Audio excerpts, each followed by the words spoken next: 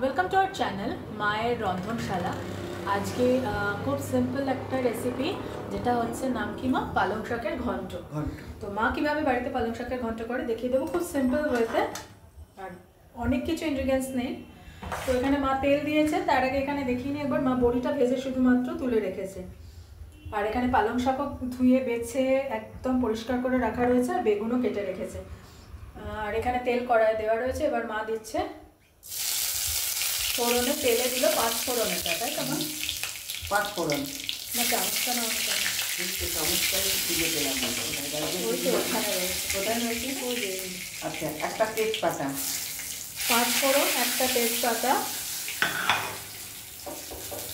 আর দেবো একটা শুকনো আর লঙ্কা, একটা শুকনো লঙ্কা, আর দেবো কতগুলো চেরা কাঁচা লঙ্কা। প্রথমে 5 ফোড়ন, তারপরে তেজপাতা, তারপরে শুকনো লঙ্কা, আর লাস্টে চেরা কাঁচা লঙ্কা দিয়ে মা এটাকে ভালোভাবে নেড়ে নেবে। এবারে এগুলো ভালো করে মানে হয়ে গেছে, ফোড়নটা ভাজা হয়ে গেছে, ফোড়নটা ভাজা হয়ে গেছে। এরপর মা দিয়ে দিচ্ছে কেটে রাখা বেগুন। দেখুন মা এরকমভাবে বেগুনগুলো কেটেছে, ছোট ছোট টুকরো করে।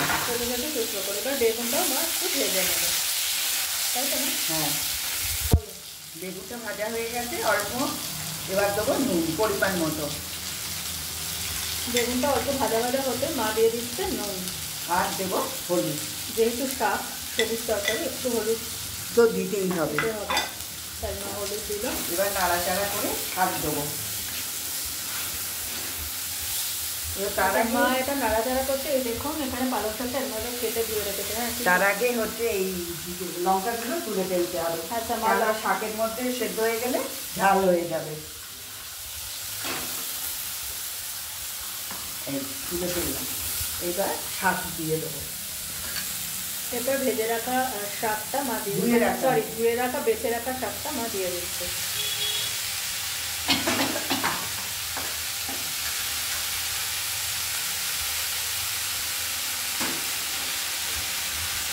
শীতকালে পালং শাকের ঘন্ট খাওয়া হবে না, এটা তো হয় না, তো মা এভাবে করে, আশা করি আপনাদের পছন্দ হবে। দিয়ে মা এবার একটু নেড়ে নেবে, নিয়ে কি লিখ দেবে না, তো এবার একটুখানির জন্য মা লিখ দিয়ে দিচ্ছে। ফিরে আসছে একটুখানি বাদে মা ফিরে এসছে, এসে দেখে নেবে কতটা কি হয়েছে। দেখুন পালং শাক থেকে অলরেডি জল বেরোতে শুরু করেছে, এটা কিন্তু শাকেরই জল, আপনারা করেন সবাই, আপনারা জানেন। আচ্ছা, এখানে একটু আগে বড়ি ভাজা দেখিয়েছিলাম, সেই বড়িটা মা একটু হাত দিয়ে ভেঙে নিয়েছে, এরপরে মা এর মধ্যে দিয়ে দিচ্ছে।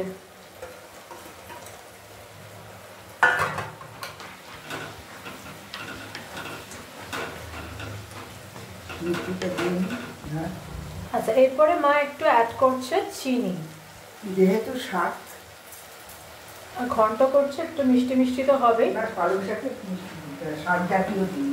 হ্যাঁ, মানে আমাদের বাড়িতে তো ব্যবহার, তুমি তো দাও না। হ্যাঁ, আমি দিই, শাক জাতীয় জিনিসে একটু মিষ্টি দিতে হয়, দিলে খেতে টেস্ট হয়। হ্যাঁ, শাকের থেকে জল বেরিয়েছে, এখন এটা একটু সেদ্ধ হওয়ার পালা, মানে জলটা শুকনো, তাই তো মা? হ্যাঁ।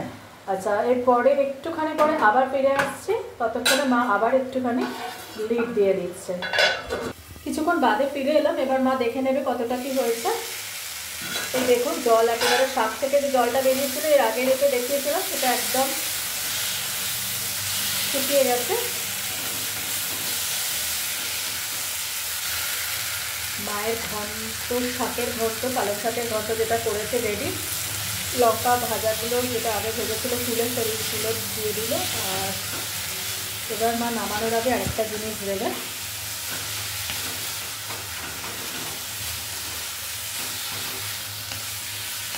আপনারা তো নানা রকমভাবে খান, এভাবে কোনোদিন একবার খেয়ে দেখুন, আপনাদের ভালো লাগবে। আর আমাকে আর মাকে প্লিজ প্লিজ প্লিজ আশীর্বাদ করুন, আমাদের পাশে থাকুন, সাথে থাকুন, আমাকে আর মাকে আশীর্বাদ করুন, যাতে আমি আমার এই চ্যানেলটাকে নিয়ে অনেক দূর এগোতে পারি।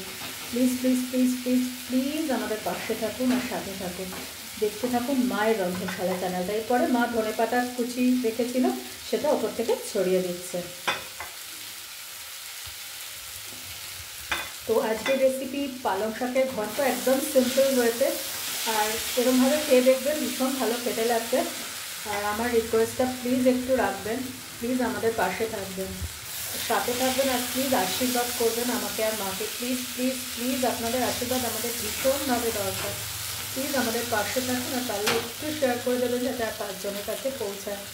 এবার বন্ধ করে দেবো। এবার মা নিভিয়ে দিচ্ছে আর ডিশে ট্রান্সফার করছে। তো দেখুন আমি আরেকটু এগিয়ে নিয়ে যাচ্ছি এইখানে, এই দেখুন।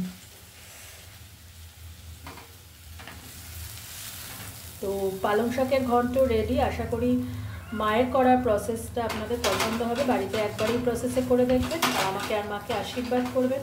প্লিজ প্লিজ প্লিজ প্লিজ পাশে থাকুন, আশীর্বাদ করুন, সাথে থাকুন। আমাকে আর মা আপনাদের আশীর্বাদ ভীষণভাবে দরকার। দেখতে থাকুন মায়ের রন্ধনশালা চ্যানেল। অন্যদিন অন্য কোনো রেসিপি নিয়ে আবার ফিরে আসবো। টাটা, ভালো থাকবেন।